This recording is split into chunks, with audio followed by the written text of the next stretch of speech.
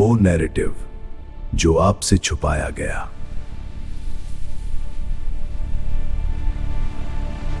क्या 25 जून 1975 की रात को देश में सच में कोई आंतरिक खतरा मंडरा रहा था, या ये सिर्फ एक प्रधानमंत्री की कुर्सी बचाने की खौफनाक साजिश थी? आइए पढ़ते हैं इलाहाबाद हाईकोर्ट के उस ऐतिहासिक फैसले और शाह कमीशन की रिपोर्ट के वो पन्ने जिन्होंने आजाद भारत को 21 महीनों के लिए एक खुली जेल में तब्दील कर दिया था।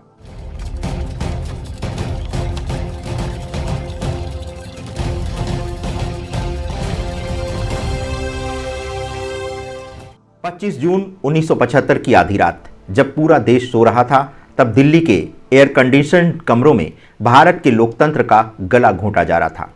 रातों रात अखबारों की बिजली काट दी गई ताकि सुबह देश को यह पता ही ना चले कि आजादी छीन चुकी है। बिना किसी वारंट के लाखों छात्र, पत्रकार और विपक्षी नेताओं को जेल की काल कोठरियों में ठूंस दिया गया। सरकार ने रेडियो पर आकर कहा कि देश को आंतरिक अशांति से बचाने के लिए आपातकाल यानी इमरजेंसी लगानी पड़ी है। लेकिन क्या सच में देश को कोई खतरा था, या सिर्फ ये एक नेता की अपनी सत्ता छिन जाने की बौखलाहट थी? आज हम भावनाओं की नहीं, अदालती दस्तावेजों की बात करेंगे। आज हम आपको दिखाएंगे कि कैसे संविधान के एक ही नियम का दुरुपयोग करके इस देश को 21 महीनों के लिए एक तानाशाही देश में बदल दिया गया। इस पूरे काले अध्याय की शुरुआत किसी बाहरी खतरे से नहीं, बल्कि एक अदालत के फैसले से हुई थी। प्रशांत भूषण, जो भारत के एक प्रसिद्ध वकील और कानूनी इतिहास के लेखक हैं, उन्होंने अपनी किताब में इस मुकदमे की पूरी कहानी लिखी है। बात 1971 के लोकसभा चुनाव की थी। प्रधानमंत्री इंदिरा गांधी ने रायबरेली से चुनाव जीत लिया था, लेकिन उनके प्रतिद्वंदी राज नारायण ने उनके खिलाफ कोर्ट में केस दाखिल कर दिया। 12 जून 1975 को इलाहाबाद हाईकोर्ट के निडर जज जस्टिस जगमोहन लाल सिन्हा ने एक ऐतिहासिक फैसला सुनाया। उन्होंने इंदिरा गांधी को चुनाव में भ्रष्ट आचरण का दोषी पाया। सरल भाषा में समझें, भ्रष्ट आचरण का मतलब है चुनाव जीतने के लिए सरकारी मशीनरी का गलत इस्तेमाल करना, जैसे अपनी चुनावी रैलियों के लिए सरकारी अधिकारियों से मंच बनवाना या सरकारी गाड़ियों का इस्तेमाल करना था, जो कि कानूनन अपराध है। कोर्ट ने इंदिरा गांधी का चुनाव रद्द कर दिया और अगले 6 साल तक उनके कोई भी चुनाव लड़ने पर पाबंदी लगा दी। प्रधानमंत्री की कुर्सी छीन चुकी थी और इसी कुर्सी को बचाने के लिए 13 दिन बाद 25 जून की रात को देश पर आपातकाल थोप दिया गया। अब सवाल उठता है कि लोकतंत्र में एक प्रधानमंत्री अचानक पूरे देश के मौलिक अधिकार का हनन कैसे कर सकता है? इसका हथियार बना संविधान का आर्टिकल 352। आर्टिकल 352 संविधान का वो नियम है जो कहता है कि अगर देश पर कोई विदेशी हमला हो जाए या देश के अंदर सशस्त्र विद्रोह, बगावत हो जाए, तो सरकार पूरे देश की सत्ता अपने हाथ में ले सकती है और नागरिकों के अधिकार सस्पेंड कर सकती है। कूमी कपूर, जो आपातकाल की गवाह रहीं, एक वरिष्ठ पत्रकार और लेखिका हैं, उन्होंने अपनी किताब the emergency a personal history में लिखा है कि 25 जून की रात को इंदिरा गांधी ने अपने कैबिनेट मंत्रियों तक से सलाह नहीं ली। वो सीधे राष्ट्रपति फखरुद्दीन अली अहमद के पास गईं और उनसे आंतरिक अशांति के नाम पर आपातकाल के कागज पर हस्ताक्षर करवा लिए। राष्ट्रपति ने बिना कोई सवाल किए दस्तखत भी कर दिए। अगली सुबह 6 बजे कैबिनेट की बैठक बुलाई गई, सिर्फ ये बताने के लिए कि आपातकाल लागू हो चुका है। नियम की धज्जियां उड़ चुकी थीं। आपातकाल लगते ही सरकार ने अपना सबसे खौफनाक हथियार निकाला, मीसा। मीसा यानी आंतरिक सुरक्षा व्यवस्था अधिनियम। सरल भाषा में समझें तो आम दिनों में अगर पुलिस आपको गिरफ्तार करती है तो उसे 24 घंटे के अंदर आपको जज के सामने पेश करना होता है और आप जमानत मांग सकते हैं। लेकिन मीसा के तहत पुलिस आपको बिना कारण बताए गिरफ्तार कर सकती थी और इसमें ना कोई वकील हो सकता था और ना कोई दलील और ना कोई अपील। इस काले कानून के तहत जयप्रकाश नारायण जैसे बुजुर्ग गांधीवादी नेता से लेकर कॉलेज के लाखों छात्रों को जेल में सड़ा दिया गया। कुलदीप नैयर, जो आपातकाल के दौरान जेल जाने वाले भारत के मशहूर पत्रकार थे, अपनी किताब द जजमेंट में लिखते हैं कि अखबारों पर सेंसरशिप लागू कर दी गई। कोई भी अखबार सरकार की इजाजत के बिना एक शब्द भी छाप नहीं सकता था। विरोध जताने के लिए द इंडियन एक्सप्रेस और स्टेट्समैन जैसे अखबारों ने अपने संपादकीय का पूरा पन्ना ही खाली यानी ब्लैंक छोड़ दिया। ये खाली पन्ना सरकार के मुंह पर सबसे बड़ा तमाचा था, जो चीख चीख कर कह रहा था कि भारत में अब सच बोलने की आज़ादी मर चुकी है।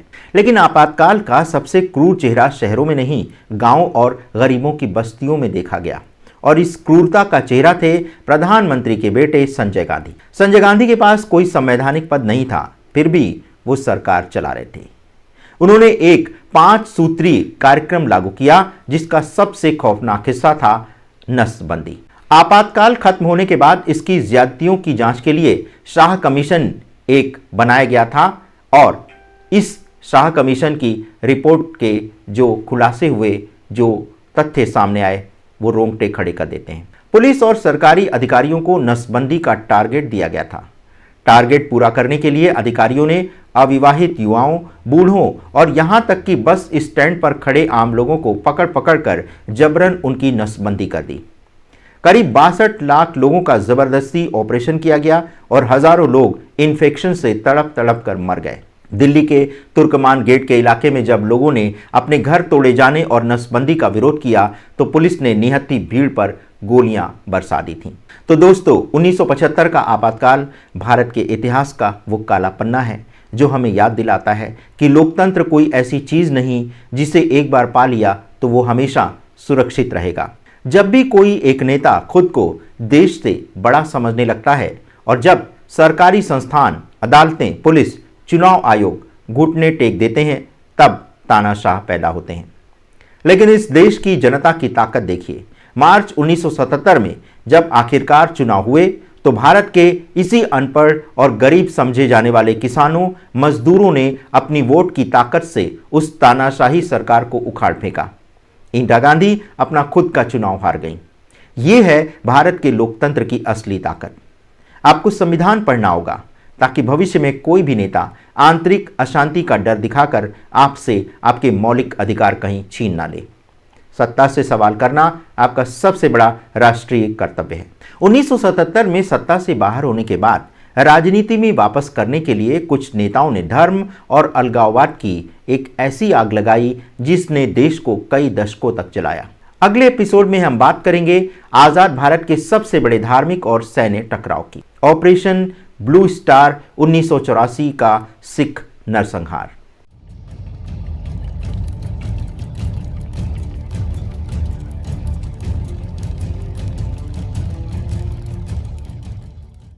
कैसे एक धार्मिक संत, जिसे कभी खुद सत्ताधारी पार्टी ने बढ़ावा दिया, वो देश के लिए सबसे बड़ा खतरा बन गया। क्या स्वर्ण मंदिर में सेना भेजना ही इकलौता रास्ता था? और इंदिरा गांधी की हत्या के बाद दिल्ली की सड़कों पर 3000 सिखों के कत्लेआम का वो खौफनाक सच, जिसे आज भी न्याय का इंतजार है। मिलते हैं अगले एपिसोड में उन फाइलों के साथ जिन पर आज भी सियासत का खून लगा है।